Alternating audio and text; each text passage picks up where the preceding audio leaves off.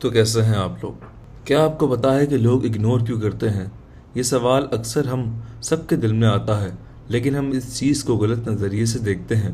हम समझते हैं कि शायद हम कमज़ोर हैं, शायद हम बोरिंग हैं, शायद लोग बुरे हैं, लेकिन साइकोलॉजी के मुताबिक इग्नोर होना ज़्यादातर तुम्हारी वैल्यू कम होने की वजह से नहीं होता, बल्कि तुम्हारी वैल्यू का गलत तरीके से एक्सप्रेस होने की वजह से होता है।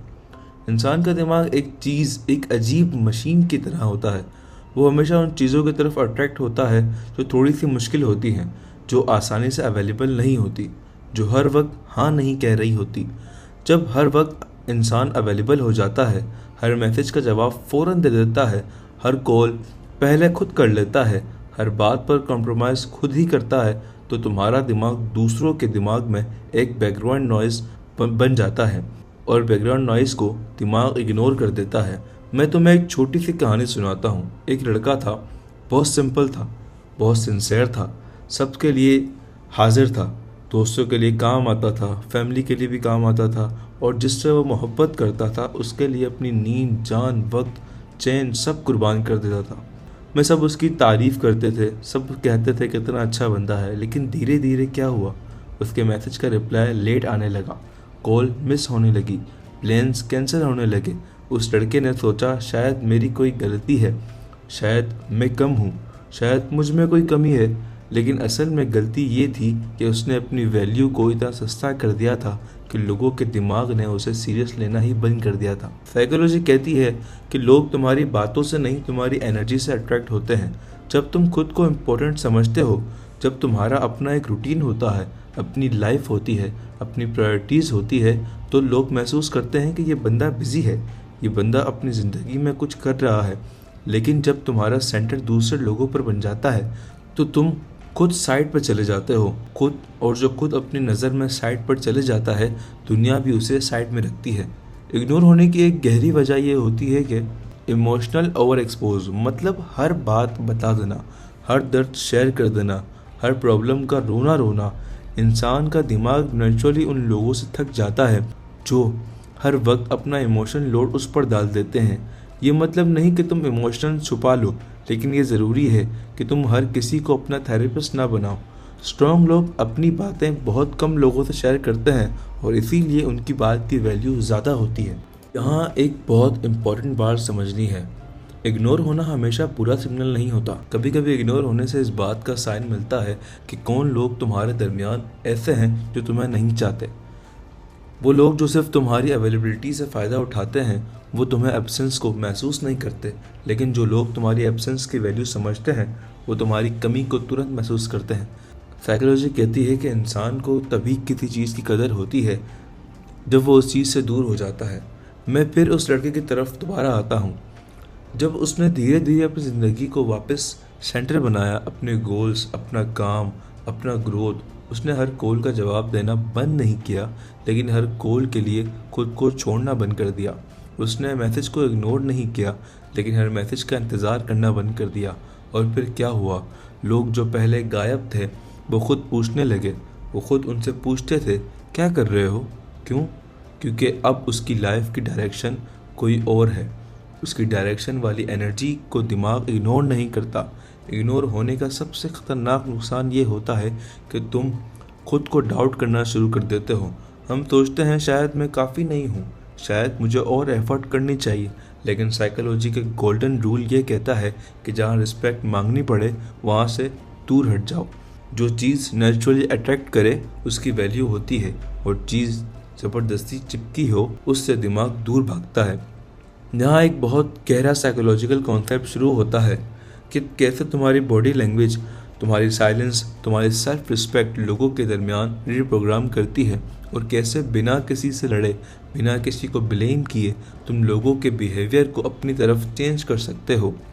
अब यहाँ से हम उस पॉइंट पर आते हैं जहाँ अक्सर लोग गलती कर देते हैं। जब उन्हें इग्नोर किया जाता है तो या तो वो फिर उनसे ज़्यादा चिपक जाते हैं या तो उनसे बिल्कुल नाता तोड़ देते हैं। साइकोलॉजी कहती है कि दोनों का रिएक्शन दिमाग के लिए वीक सिग्नल है। इंसान का दिमाग ताकत को रिस्पेक्ट करता है, और ताकत का मतलब लाउड होना या एरोगेंट होना नहीं। स्ट्रेंथ का मतलब है इमोशनल कंट्रोल। जब तुम इग्नोर होने के बाद भी अपनी टोन, अपना नेचर, अपनी रूटीन, अपनी डिग्निटी सेम रखते हो तो सामने वाले का दिमाग कंफ्यूजन में आ जाता है। वो सोचता है ये रिएक्ट क्यों नहीं कर रहा, ये पीछे क्यों नहीं आ रहा, और वही कंफ्यूजन धीरे धीरे क्यूरियोसिटी में तब्दील हो जाती है। यहाँ साइलेंस का रोल बहुत पावरफुल होता है। साइलेंस मतलब चुप रहना नहीं, साइलेंस का मतलब होता है अननेसेसरी रिएक्शन को ख़त्म करना।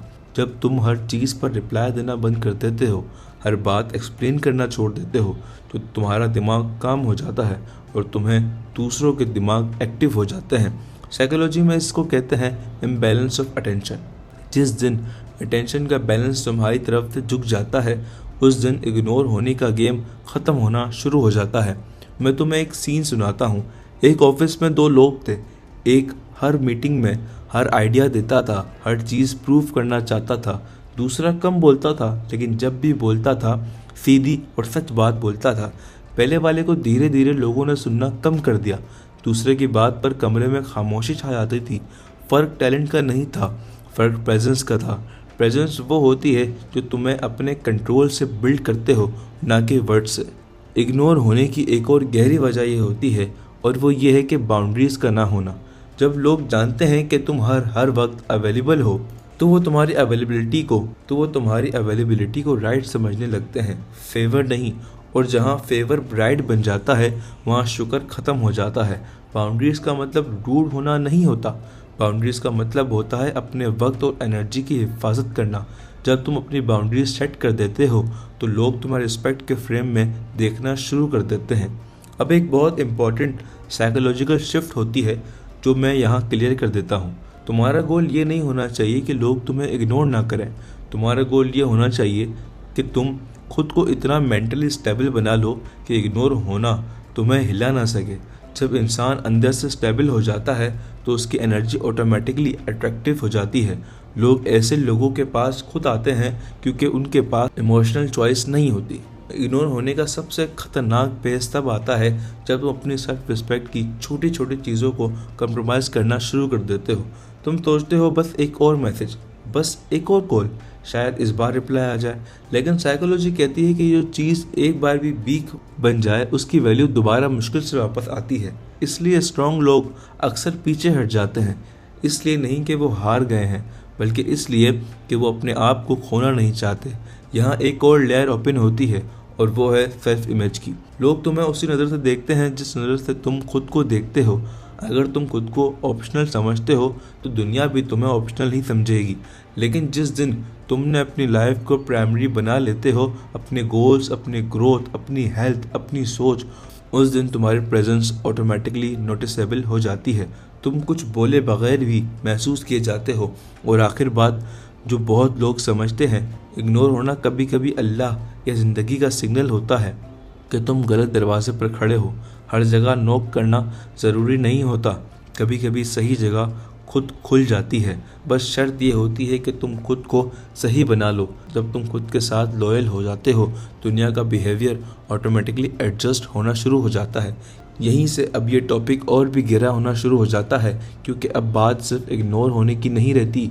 अब बात ये बन जाती है कि तुम अपनी ज़िंदगी का सेंटर क्यों हो, और कहाँ हो, और किस तरह डिसाइड कर रहे हो। अगर आपको ये वीडियो पसंद आया तो उसे लाइक कीजिएगा, सब्सक्राइब कीजिएगा और बेल आइकन को ज़रूर दबाइएगा। Thank you.